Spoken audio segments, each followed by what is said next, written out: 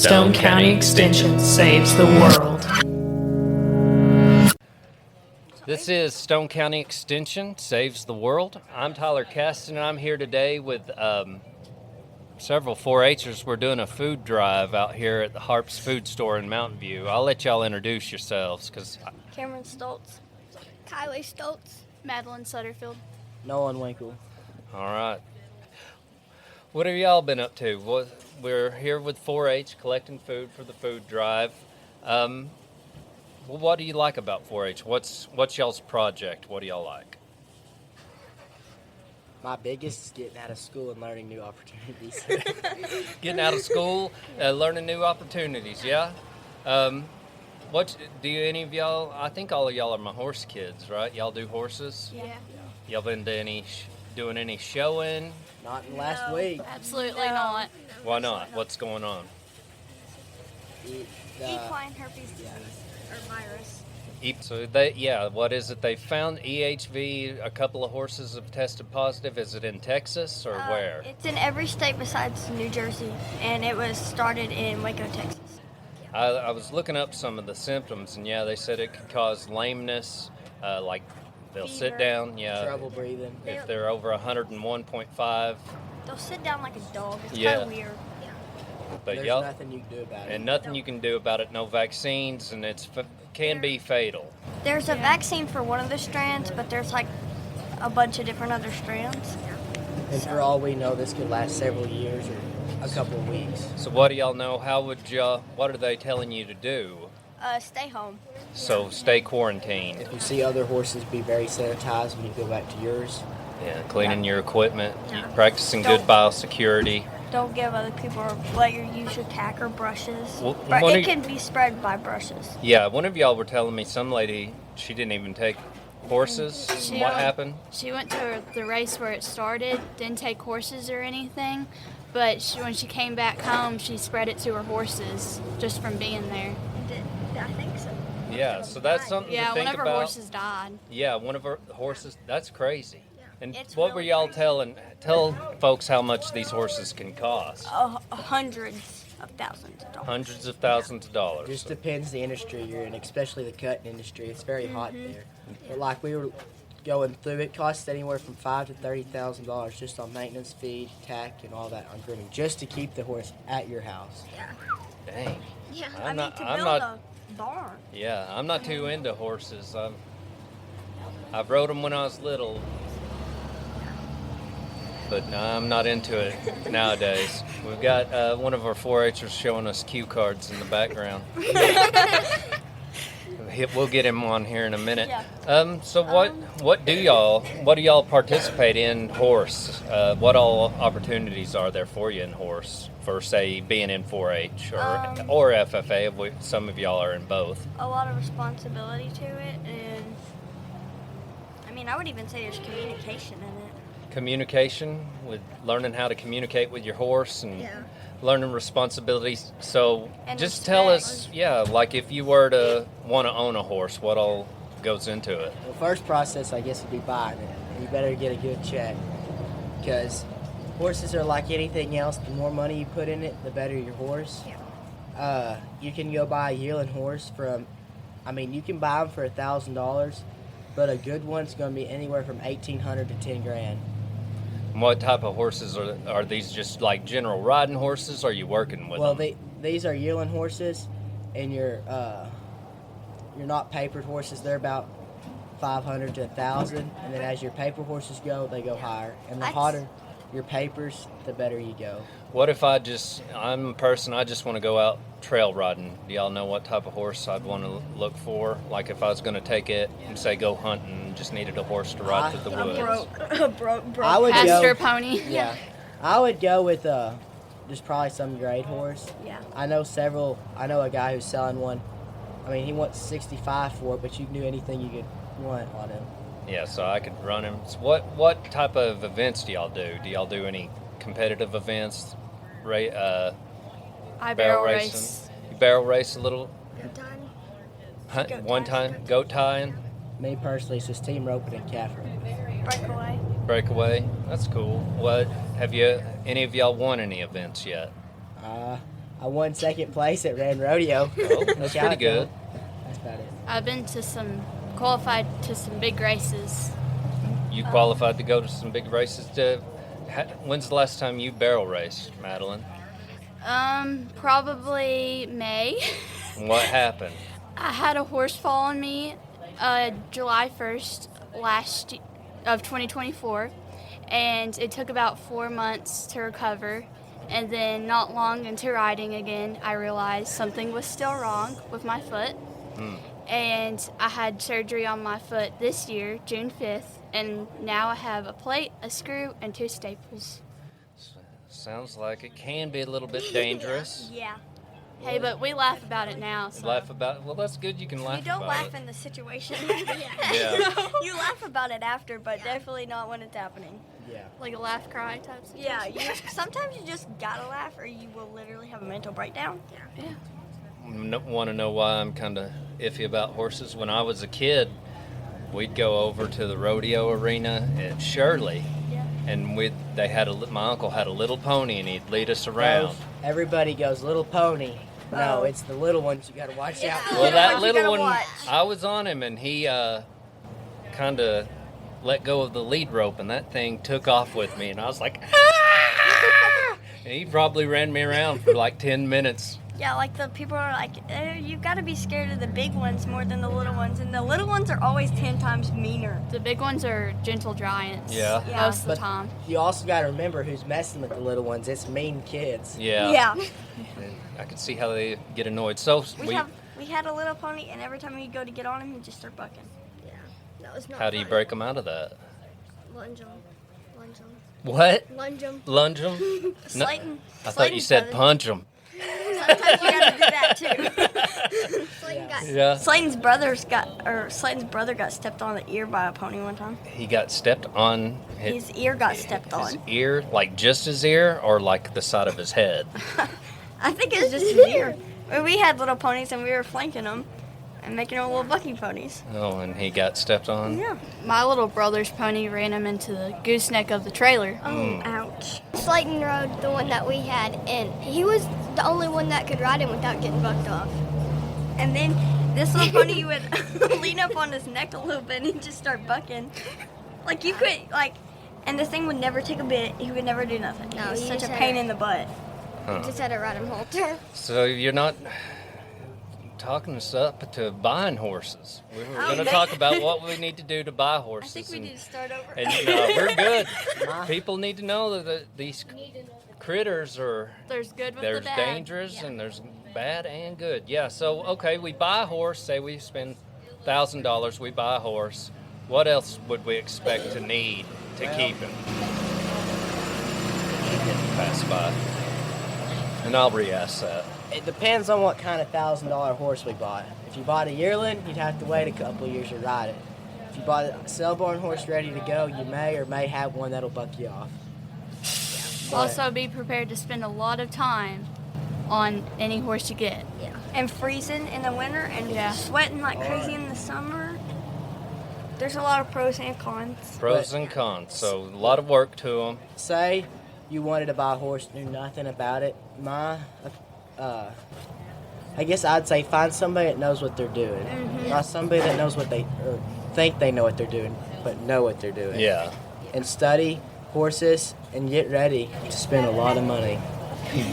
So horse is going to take $100 money. shoes every 5 weeks. $100 shoes every 5 weeks. Yeah. So what's your feed? How much do y'all know? How much y'all are spending on feed? What do y'all feed a A bag day? of feed is $15. Bag of feed, $2.60. to $15 to $60. $15 to $60. Okay, and so how much are we feeding a day? Us, it depends on how much we're using it. Normally it's a coffee scoop a day. Okay, If we're using them a lot, it's 2 scoops a day. so one thing to know about horses is they like to have good, high quality. It depends on what we're using them for. Like, you know, if you're just leaving them in the pasture ponies, leaving them out in the barn, they're not doing any work. Yard They're, ornaments. you know, what they maintain, you can feed them a little bit less, but thinking about if you're actively using those horses, like barrel racing or taking them out and riding them, they're going to need more nutrition, more feed.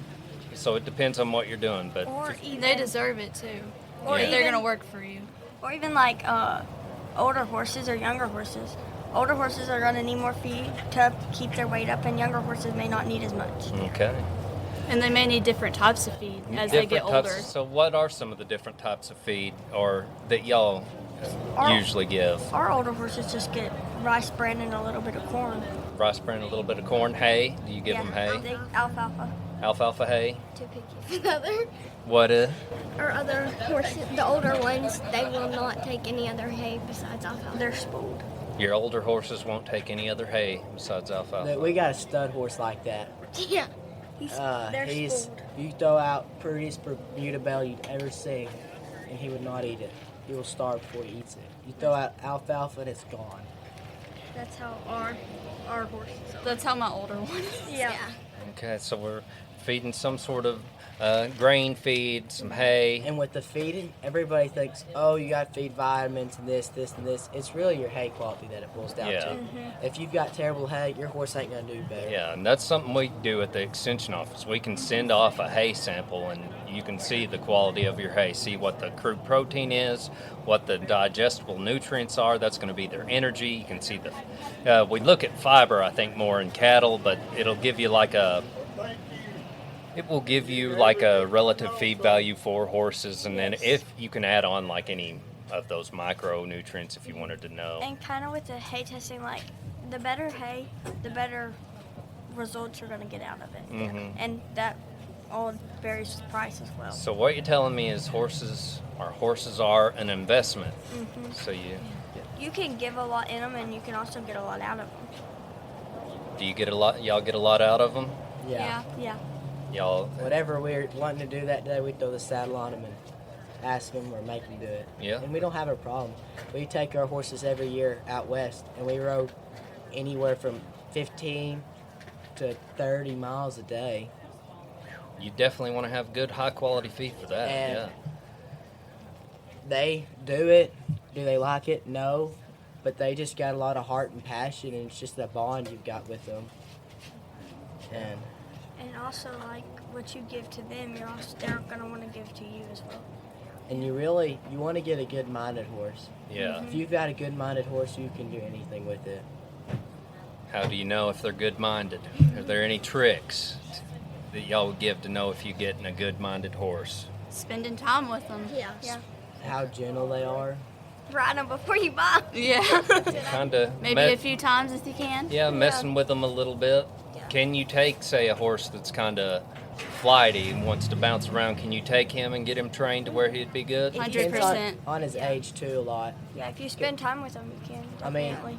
yes, you can train them, but once they get over, like 8, they're hard to train. Because, it'd be like if you took it, say you took a kid for an example, and he went with you to work every day. Time he turns 8, 9, he's going to be a good, honest, loyal, working kid. Kind of Yeah. like 4-H kids, though. Yeah. But if you took somebody who was 16 and he never had to do something in his life, it's going to be a little harder. Yeah. Makes sense. Well, my main horse I have, he's 21. We bought him when he was 17, and he was turned out, like, kind of neglected. He had had a good life before, but just a few years of roughness. We Yeah. took him, and just a lot of love and compassion, and he's the best horse I could ever have now. Yeah. We've even got one that we got out of a kill pen that's actually bred right now. We've fattened her up, and She looks she Looks good. good. She's pregnant. Nice. So, Cameron, tell us a little bit about the event we had this past week where we were at the ropes course. We did the ropes course at Conway at the college, and we had to do like communication and teamwork to try to get across the course. So, Madeline, tell us a little bit about your experience at the course. It was a lot of fun. Definitely bonded with the other people in the group and learned a lot about everybody else. What were some things you learned about, working together on the ropes course, like when you're up high? Communication is a big Communication. factor in everything. And working together. And working together? Yeah. So what were some of the ways you communicated to each other working through that course? Like we had to take the jug and try to get across the course without dropping it, so that made us really talk to each other. There was nothing to hold on to, Yeah. just places to put our feet, so we were linked up together, Like, helping each other across. Holding hands Hand and in try hand. not to panic. And try not to panic. Yeah. Yeah, That how was high one off thing. the ground were you? At least 12 feet. She said 10, but it was higher than that. It was higher way, It was way higher up than there. 10. Yeah, definitely. I mean, like, you knew you weren't going to fall, but you were also kind of scared about falling, like, because you were harnessed in. Like, you knew you were going to fall, but it was still, like, very stressful. So For was sure. everybody about the same, or was everybody a little different on how they felt going across the course? Everyone was way Yeah, everybody was different. way different. So wouldn't you say that's probably pretty true in about all things you do? Is everyone Yeah. is different? Like, Yeah. you just have to help each other out. Like, you can't run off and leave everybody else. You had to stay together and help each other out. Yes. So Madeline, she was less scared Yeah. of the height. Yeah. So typically, I noticed that you really were kind of like the anchor for the group. Yeah, you were she in the definitely was. middleman. Yeah, I helped them all across. And try not to drop our potato. Yeah, I Yeah, was they kind had of a the big keeper of the potato. Yeah, That was our water jug. And Yeah, that I was mean, good I job. would say that's probably pretty typical to leadership. The one who is the most able in the situation is probably going to carry the biggest load. Yeah.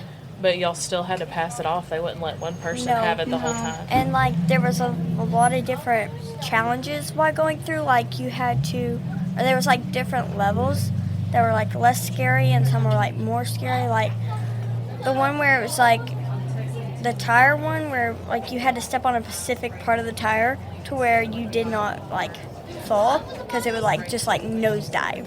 Yes. And your teammates were stepping on it too. Yeah, and so it was wiggling, and then the people at the beginning, or when you were trying to go across, they would start shaking the thing, and I'm like, stop shaking it. And it was funny, because they were like just trying to push. They were like trying to push you out of your comfort zone just to try to find like something you like better, Yeah. or like pushing you out of your comfort zone. I feel like. So out of that, what are you going to take and use when you're in a leadership position? Everybody needs help in different ways, and you just gotta meet people where they are, I think. Yes, I agree. Everyone has different strengths and weaknesses. Exactly. Cameron, what do you think you took out of that? A lot of the communication things, it was really helpful. Yeah. If you're not talking to each And other, you didn't know the needs. And teamwork, like running off and try, like people would try to, or like I noticed on some of the other team, like they would try to like leave people behind a little bit. So we were trying really hard not to leave people behind, You wanted to stick and we more wanted together. to stay together. Talk a little bit about going through our Get Real Here's the Deal financial simulation that we had with youth leadership in October. And so would you girls tell us a little bit about what we were doing and what you learned in that experience? We learned about budgeting and how finances work, basically. Real life situations like rent and electronics and vehicles, and it's a lot more than you realize, especially when you're thinking like when you're a kid, and like thinking about all that in the future is kind of crazy, but it's A little it's stressful, but yeah, it's a little stressful, but it's fun. we So learned you- how to manage it. You were given scenarios. So what was y'all's family scenario? Mine was, I was working, I think I was a dispatcher, and I had to pay child support. I think I was a baker, so I did not make much money at all. And then I had 3 kids, and I had a husband. I know a lot of people were like single parents, so I was really happy that I wasn't. And your husband worked, right? Yeah, like just having a certain amount of money and try not to go in the negatives, Yeah. because like in real life you get charged for going a penny under how much you have, $30 penny. Anything in the future you want to try to maybe do different or think more about going forward after that simulation? Hopefully, I make a lot more money. Just watching costs of things that aren't necessities. Yeah, like you don't have to have the newest phone or the best phone plan or anything like that. Or like, I noticed like a lot of things were like expensive, like special childcare. Like, yeah, I know you want a good one, but like you don't want to have like $5,000 childcare. or sometimes it might be less expensive to have a spouse stay at home Yeah. and keep the children during that time, maybe. Yeah. Like, because sometimes you make more or they make more. Like, you could stay home with one of them. Even for a few years till they could go to school. Yeah. I don't think anybody's kids in those scenarios could go to school yet. No. I think I had one kid that went to school. But when you had school, then you had to go to the after-school activities, and those are more money. What about some of the banking careers that you learned when we went around and they told us a little bit about what they do and what the bank has? I know we went and visit with one of the loan officers, and then the bank tellers. The tellers were really cool, and they were just like teaching us how to like go through the bank. I think it's cool how there was one girl that started straight out of high school, Yeah, that was and really she already cool. had a really good job there. Like, she just worked her way up right out of high school. Well, I'm Kylie. I'm Slayton McCarty. Logan Winkle. I'm Cattle 11. working.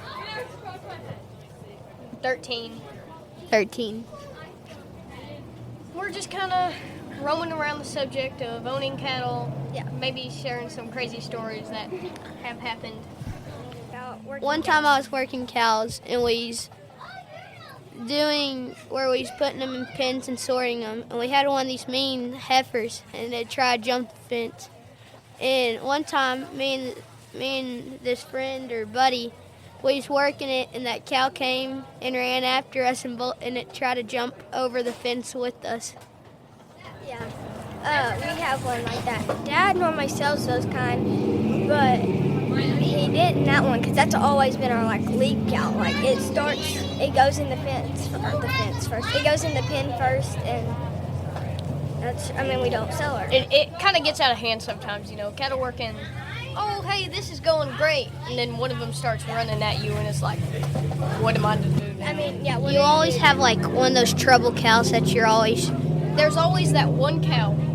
You'll feed them, it'll chase the truck to the gate. You'll have to jump out and shut the gate as fast as you can. You've always got that one that won't cooperate how you want it to. Yeah. And that's just really one of the few things about cattle working that really is not your best benefit.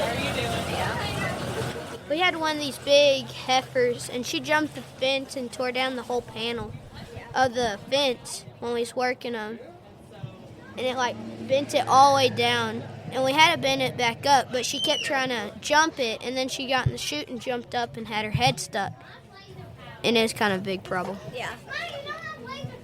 You'll get them in the chute, and it'll be growing great. You'll have them in the chute. You'll have them all locked up and everything, and then they'll just sit down. Yeah. The most annoying thing. We had a steer do that. It was pretty big, and it got stuck in there, and it died. It broke its leg. It did. Yeah. That's trouble. Yeah, You're always going to have when your it comes trouble. to working a chute, because you'll get them, they'll be running, and you'll try to shut the chute on them, and you'll pull their shoulders out of place. Yeah. And even Slayton's dad came and helped us, but it was too late. You couldn't really do much. And for cows, they're kind of difficult to work, but you also got to know what you're doing too. Yeah. Slayton, let's talk about what cattle you have. We run Black Angus. Most of them are registered. We do have some commercial, but we try to keep them registered. We really only ever liked Black Angus, and that's just kind of what we're sticking with, and it's doing real good for us, and it's kind of been great for however long we've been doing it. What do y'all do? Do y'all just sell the cows, or do you breed them and sell the calves? We breed them, and we just kind of mess around with them. It really just depends. We'll get our calves in, and we do semen and stuff, and we'll do embryos, and we just bought 2 heifers. They're about $14,500 a piece. Yeah. So we spent like $29,000 on cattle, on 2 heifers. And we're gonna take them, and we're gonna breed them, and we're gonna take the embryos out of them, and we're just gonna harvest the embryos out of them and just kind of. I've also been hearing about how that cattle market's going down. Yeah. What type of cows do you have, Logan? Well, we kind of just sold out on all our cows, and we're going to be doing running yearlings, and we have black Anguses, and my brother has the other type. I forgot what they were, but... Well, my dad does yearlings too. He has 3 lots, I think. 3 or 4. Yeah. Don't you run Charolais, Kylie? Some of them, yeah. And then we have red and Bramers. What kind of feed do you run? I really don't know. It's really just a mix of things. Where do you get y'all's? Like corn and hay and all that? Corn. We're just now starting to feed hay because we, just now started kind of running out of grass. Yeah. And it's been going good. We've been feeding about 3 bales to our cattle. Yeah, that cold weather. That cold weather kind of gets rid of your grass, and we've sowed some winter wheat, we've sowed some Bermuda grass and stuff, and it's been growing great. So, Logan, what have y'all been up to anything? We've been trying to keep them on some foster feed with some corn, and then we have 2 types of feed where we're feeding them both types, so then they'll get all the proteins and all the stuff they need for them. Kyle, what have y'all been feeding here lately? I don't know, it's some Thorps. Okay. We feed hay, we feed a bale every 2 days, just for some extra.